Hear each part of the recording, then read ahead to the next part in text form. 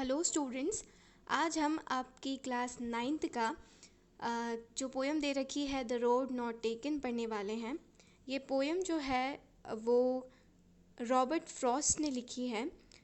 Robert Frost के बारे में थोड़ा सा देखें तो Robert Frost is an American poet. ये अमेरिकन पोएट है हु राइट्स सिंपली बट इंसाइटफुली।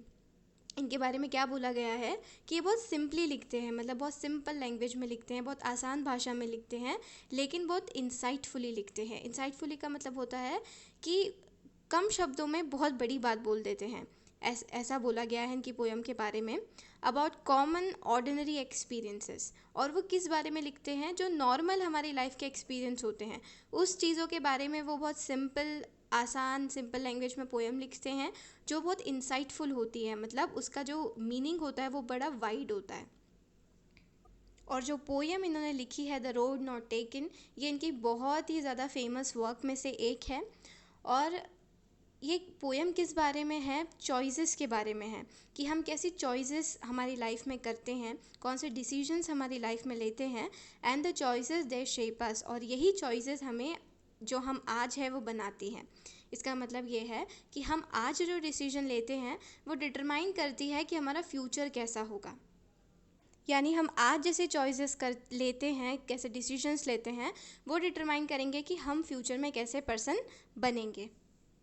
तो पोएम को अब रीड करते हैं।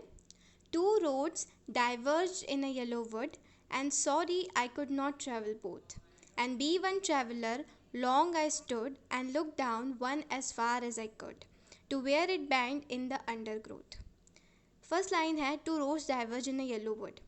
डाइवर्ज का मतलब होता है कि पोएट है एक जगह पर खड़े हैं जहाँ पर दो रोड्स जा रही हैं और दोनों अलग अलग डायरेक्शंस में जा रही हैं। डाइवर्ज मतलब अलग अलग डायरेक्शन में जा रही है। डाइवर्ज का मतलब होता है सेपरेटेड इन टू का डिफरेंट डायरेक्शंस, मतलब दोनों अलग अलग हैं और अलग अलग डायरेक्शंस में जा रही हैं इन अ येलो वुड।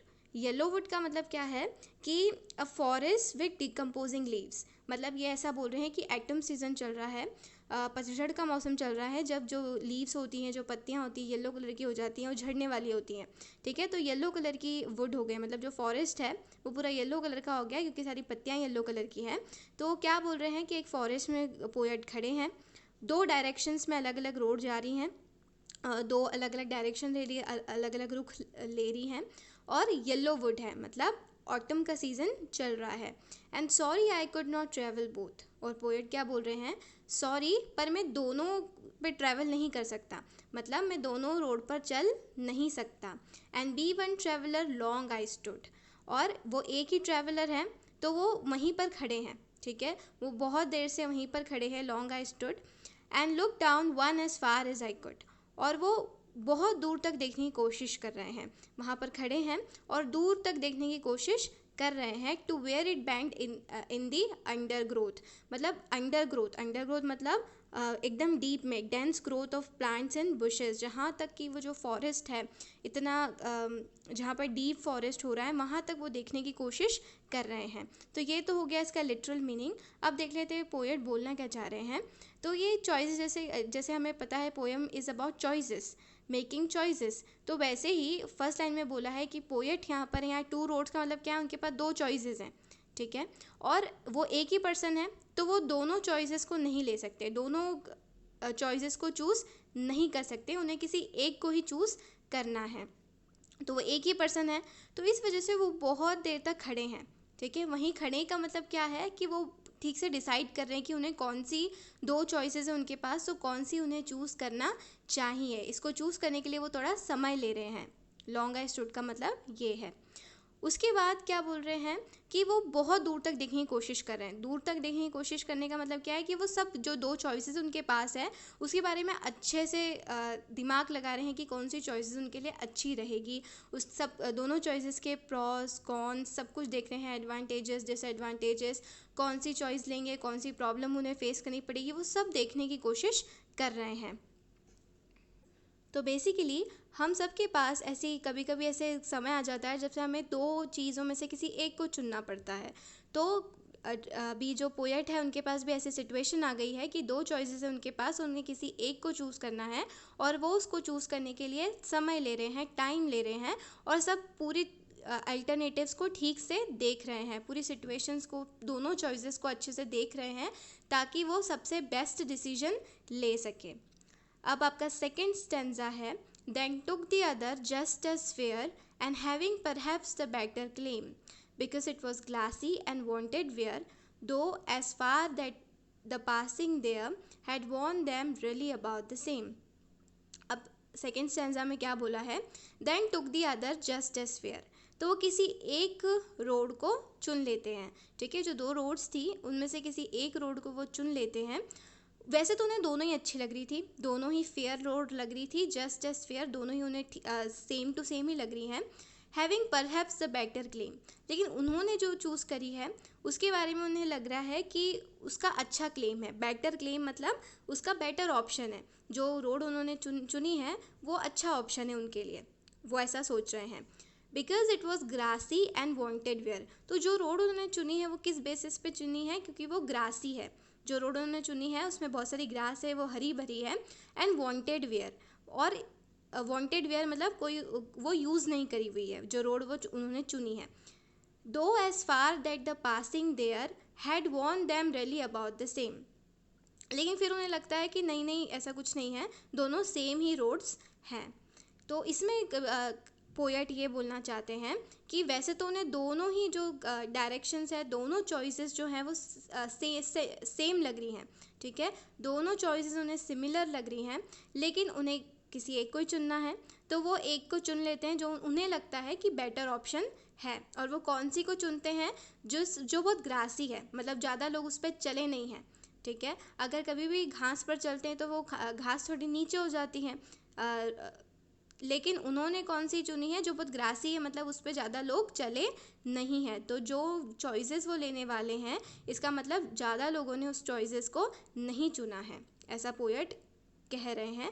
बाद में उन्हें ऐसा लगता है कि जो वो ऐसा सोच रहे हैं कि वो जो रोड चुनने वाले हैं वो ग्रासी है और उस पर कोई चला नहीं है, तो वो बाद में सोचते हैं नहीं ऐसा कुछ नहीं है, वो सिर्फ उन्हें ऐसा लग रहा है दोनों जो रोड है वो एकदम सिमिलर ही है। तो इसमें बेसिकली पोएट ये बोल रहे हैं कि वैसे तो उनको दोनों रोड सेम ही लग रही थी, दोनों चॉइसेस सेम ही लग रही थी, लेकिन उन्हें ऐसा लग रहा था कि एक चॉइसेस अच्छी है, वो उसका बेटर ऑप्शन है, तो वो उसको चुन लेते हैं। उनको वो ग्रासी लग रही थी, उन्हें ऐसा लग रहा था ये वाली रोड किसी ने ज़्यादा चुनी नहीं है, चॉइसेस लोगों ने लिया नहीं है, बहुत कम लोग हैं जो जिन लोगों ने इस रोड को चुना है, तो उसे चुन लेते हैं, लेकिन फिर बाद में उन्हें ऐसा लगता है कि नहीं ऐसा कुछ नहीं है। थर्ड स्टैंजा है, and both that morning equally ले in leaves no step had trodden back. Oh, I kept the first for another day, yet knowing how way leads on to the way, I doubted if I should ever come back. ये जो है stanza बहुत ही अच्छा है। इसकी जो शुरू की दो लाइन है इसमें भी सिर्फ यही बोला है कि जो उन्हें पहले गलतफहमी हो गई थी कि जो एक रोड है उसमें वो बहुत ग्लासी है, उसमें बहुत हरी भरी ग्रास लगी हुई है, शायद वो उस पर कोई चला नहीं है, वो सिर्फ उनका वहम है। वो क्या बोल रहे हैं कि जो मॉर्निंग में जो वहाँ पर जिस रोड के आगे वो खड़े हैं उन्हें दोनों ही सेम लग रही है। In the leaves no step trodden black, trodden का मतलब होता है कि वॉकड ओवर, मतलब उस पर कोई चला नहीं है, दोनों ही रोड मतलब इक्वल है। तो जो आपकी सेकंड स्टेंजा है उसकी लास्ट की दो लाइन और थर्ड स्टेंजा की शुरू की दो लाइन, सिर्फ ये चारों लाइन सिर्फ यही बोलना चाह रही है कि जो गलतफहमी पोएट को हुई थी ऐसा नहीं है, दोनों रोड्स क्या हैं, सिमिलर हैं, सेम है। दोनों रोड्स में से वो कोई भी रोड चुने, इसका मतलब ये दोनों रोड में से वो कोई भी रोड चुने, दोनों ही रोड में उन्हें चैलेंजेस फेस करने पड़ेंगे, उन्हें प्रॉब्लम्स आएंगी, दोनों ही रोड्स सिमिलर हैं। तो अब जब पोएट को पता चल गया है कि दोनों जो रोड्स हैं वो सिमिलर हैं, दोनों में प्रॉब्लम्स है, दोनों में चैलेंजेस हैं, तो वो क्या करते हैं, oh I kept the first for another day, तो जो उन्होंने चुनी थी वो उस पर चलने का डिसाइड करते हैं, और जो दूसरी रोड वो छोड़ देते हैं, वो सोचते हैं कि आज मैं इस पर चल लेता हूँ और दूसरे दिन मैं इस पर चल लूँगा। Yet knowing how way leads on the way, लेकिन जैसे कि हमें सबको पता है कि हम कोई एक चॉइसेस लेते हैं तो फिर हम उसकी दूसरे बाद दूसरी चॉइस ले लेते हैं, जो अगर एक रास्ते पे चलते हैं दूसरे रास्ते वो हमें दूसरे रास्ते पर पहुंचा देता है। तो पोएट को भी यही लग रहा है कि अगर वो ये डिसीजन ले लेंगे तो शायद ही वो दूसरे दिन वो वाली रोड पर चलने आएंगे। Yet knowing how way leads on two way, कि एक रास्ता दूसरे रास्ते की ओर पहुंचा देता है। आई doubted if I should ever come back.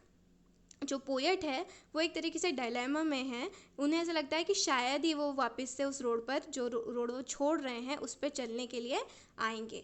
तो बेसिकली इसमें ये बोला गया है कि अब पोएट को दोनों जो पाथ्स है वो सिमिलर ही लग रही हैं।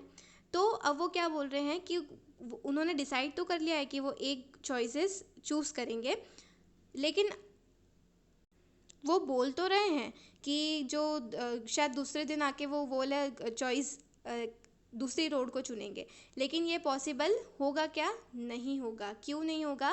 क्योंकि हम सभी को पता है जब हम कोई एक डिसीजन ले लेते हैं तो फिर हम वापस से आके दूसरा डिसीजन नहीं ले सकते, वापस से टाइम को पीछे करके दूसरा डिसीजन नहीं ले सकते। तो बेसिकली पोएट यहाँ पर ये आपको सिखाना चाह रहे हैं कि कभी कभी लाइफ में ऐसे हमें डिसीजंस लेने पड़ते हैं, ऐसे चॉइसेस को चूज़ करना पड़ता है जो कि हम वापस से आकर सेम करेक्ट नहीं कर सकते।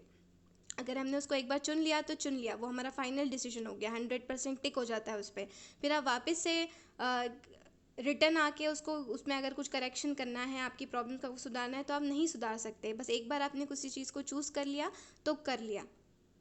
इसीलिए पोएट ये बोलना चाहते हैं कि अगर आप कोई भी चॉइसेस को चुनें तो आपको सारे अल्टरनेटिव्स एक बार उसके देख लेने चाहिए। उसे देख लेना चाहिए कि जो भी डिसीजन आप लेने वाले हैं वो सही है, गलत है, पूरी तरीके से देख लेना चाहिए। हमें जल्दबाजी में डिसीजन नहीं लेना चाहिए। अगर हम जल्दबाजी में डिसीजन लेते हैं तो पॉसिबल नहीं है फिर हम वापस से आके हमारी जो हमने मिस्टेक करी है जल्दबाजी में डिसीजन लेने की, उसको सुधार सकें, उसे करेक्ट कर सकें। तो पोएट यहाँ पर क्या बोल रहे हैं कि वैसे तो वो एक डिसीजन ले रहे हैं एक रोड पर चलने का, और वैसे तो ये बोल रहे हैं कि दूसरे दिन आके दूसरी रोड पर चल लेंगे, लेकिन उन्हें पता है कि शायद वो वापस से वहाँ पर नहीं आ पाएंगे। तो बेसिकली वो यही बोल रहे हैं कि जब भी आप कोई चॉइस करो, कुछ भी आपको अगर चुनना हो तो पहले एक बार बैठ जाओ, ध्यान से सोचो आपको क्या करना चाहिए, वो दोनों चॉइसेस को अच्छे से देख लो, उसके बाद डिसीजन लो। जल्दी में कभी भी कोई भी डिसीजन नहीं लेना चाहिए, नहीं तो हमें हो सकता है लाइफ में रिग्रेट हो। फोर्थ स्टेंजा है, I shall be telling this with a sigh, somewhere ages and ages hence, two roads diverged in a wood and I took the one less traveled by and that had made all the difference। तो अब आपकी last stanza में क्या बोला है? I shall be telling this with a sigh. Sigh का मतलब होता है डीप ब्रेथ, मतलब लंबी सांस लेना, डीप सांस लेना, डीप ब्रेथ लेना, उसको बोलते हैं साई। तो पोएट यहाँ पर कि इन फ्यूचर में आके वो डीप ब्रेथ लेंगे और वो क्या बताएंगे, समवेयर एजेस इन एजेस हैंस, मतलब फ्यूचर में, हैंस का मतलब है कि आने वाले फ्यूचर में, समवेयर एजेस एजेस हैंस, मतलब इस लाइन का मतलब है कि वो बोल रहे फ्यूचर में मैं लंबी सांस भरकर बोलूँगा कि एक समय था कि मेरे पास दो चॉइसेस थी, मतलब दो रोड्स में मुझे एक रोड को चुनना था। Two roads diverge in a wood and I took the one less travelled by. और फिर वो जब उनके पास ऐसी सिचुएशन आएगी फ्यूचर में, फिर वो क्या बोलेंगे इस चीज़ को लेकर कि मैंने जो रोड को चूज़ किया था, मैंने जो चॉइस को चूज़ किया था वो कौन सी है? लेस ट्रेवल्ड बाय, मतलब ज़्यादा लोग उस पर नहीं चले हैं, ज़्यादा लोगों ने वो चॉइस सिलेक्ट नहीं करी है, लेकिन जो पोएट है उन्होंने वही चॉइस ली है, वही डिसीजन उन्होंने लिया है, and that had made all the difference. और उसी डिसीजन की वजह से उन्होंने जो उस दिन वो जो डिसीजन लिया था उस रोड पर चलने का, तो आज जो हैं वो उस डिसीजन की वजह से ही हैं। मतलब पोएट ने जो चॉइस अपनाई थी, जो रोड उन्होंने अपनाई थी, वो लेस ट्रेवल बाय थी, ज़्यादा लोगों ने उसको नहीं चुना था, ज़्यादा लोग उस फील्ड में नहीं गए थे, लेकिन पोएट ने वही फील्ड चुनी और आज वो जहाँ पर भी है वो उसी डिसीजन की वजह से, उसी चॉइस की वजह से है। तो बेसिकली ये पोएम हमें क्या बता रही है कि हमें कभी भी, बहुत हमारी लाइफ में ऐसे बहुत सारे डिसीजंस आते हैं जब हमें किसी एक को चुनना पड़ता है, हम दोनों को नहीं चुन सकते। तो ऐसे कभी भी जब भी ऐसी सिचुएशन आए तब हमें थोड़ी देर लॉन्ग आई स्टूड, मतलब हमें थोड़ी देर खड़े होके सोच लेना चाहिए, शांति से सोच लेना चाहिए कि दोनों चॉइसेस के बारे में सोचना चाहिए, कौन सी अच्छी है, किस में ज़्यादा प्लस पॉइंट्स हैं, किस में माइनस पॉइंट्स है, सबके प्रॉस कॉन सब कुछ देख लेना चाहिए।